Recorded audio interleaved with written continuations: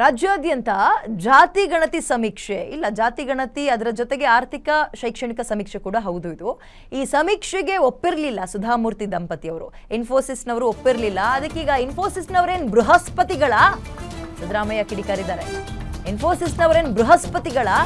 ಇದು ಹಿಂದುಳಿದ ವರ್ಗದ ಜಾತಿ ಸಮೀಕ್ಷೆ ಅಲ್ಲ. ಇದನ್ನ ಅರ್ಥ ಮಾಡ್ಕೊಳ್ಳಿಲ್ಲ ಅಂದ್ರೆ ನಾವೇನ್ ಮಾಡಕ್ಕಾಗುತ್ತೆ? ಇದು ಅಜ್ಞಾನವೋ ಉದ್ದೇಶಪೂರ್ವಕವೋ ಅವ್ರಿಗೆ ಗೊತ್ತು.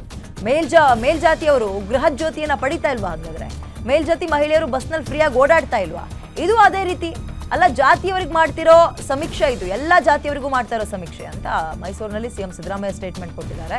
ಆ್ಯಂಡ್ ನಿನ್ನೆ ಜಾತಿ ಗಣತಿಗೆ ಹೋದಂತಹ ಸಂದರ್ಭದಲ್ಲಿ ಸುಧಾಮೂರ್ತಿಯವರ ದಂಪತಿಗಳು ಇದು ಆರ್ಥಿಕವಾಗಿ ಹಿಂದುಳಿದಿರುವಂತಹ ಸಮೀಕ್ಷೆ ಅಂತ ನೀವು ಹೇಳ್ತೀರಿ, ನಾವು ಆರ್ಥಿಕವಾಗಿ ಹಿಂದುಳಿದಿಲ್ಲ ಅಂತ ಹೇಳಿದ್ರು. ಅಲ್ಲಿ ಅವರು ಯಾವುದೇ ಜಾತಿಯನ್ನ ಪ್ರಸ್ತಾಪ ಮಾಡಿರಲಿಲ್ಲ. ಸಿದ್ದರಾಮಯ್ಯ ಅವರು ಯಾಕೆ ಇದನ್ನು ಈ ರೀತಿಯಾಗಿ ಹೇಳಿದ್ರು ಅದು ಗೊತ್ತಾಗ್ತಿಲ್ಲ. ನಾವು ಆರ್ಥಿಕವಾಗಿ ಹಿಂದುಳಿದಿಲ್ಲ, ಸೊ ಹಾಗಾಗಿ ನಮಗೆ ಇದರ ಅಗತ್ಯ ಇಲ್ಲ ಅಂತ ಹೇಳಿದ್ರು. ಬಟ್ ಏನು ತಪ್ಪಾಗ್ತಿರಲಿಲ್ಲ. ಕೆಲವೊಂದು ಏನು ಹೆಸರು ಅಥವಾ ಜಾತಿ ಧರ್ಮ ಏನು ಬೇಕೋ ಅದಕ್ಕೆ ಉತ್ತರವನ್ನು ಕೊಟ್ಟಿದ್ರೆ ಏನು ಸಮಸ್ಯೆ ಆಗ್ತಾ ಇರಲಿಲ್ಲ. ಬಟ್ ಅವ್ರು ಕೊಟ್ಟಿರಲಿಲ್ಲ. ಬಟ್ ಸಿದ್ದರಾಮಯ್ಯ ಇದಕ್ಕೆ ಬೇರೆಯದ್ದೇ ಆಂಗಲ್ ಟಚ್ ಕೊಡ್ತಾ ಇದ್ದಾರೆ, ಜಾತಿಯನ್ನ ತರ್ತಾ ಇದ್ದಾರೆ ಇಲ್ಲಿ.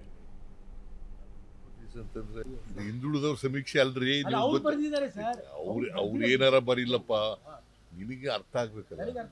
ಏನಂತ ಅರ್ಥ ಆಗಿದೆ? ಅವ್ರಿಗೆ ಅರ್ಥ ಆಗದಿವ್ರು ನಾವೇನ್ ಮಾಡಕ್ಕಾಗುತ್ತೆ? ಯಾರು ಇನ್ಫೋಸಿಸ್ ಅಂತಂದ್ರೆ ಅವ್ರು ಬೃಹಸ್ಪತಿನ?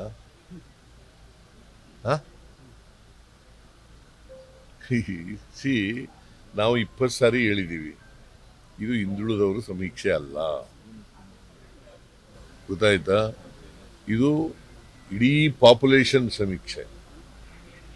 ಹಾಗಾದ್ರೆ ನಾವು ಶಕ್ತಿ ಯೋಜನೆ ಮಾಡಿದ್ದೀವಿ, ಮೇಲ್ಜಾತಿಯವರು ಹೋಗಲು ಬಡವರು ಹೋಗಲ್ವಾ?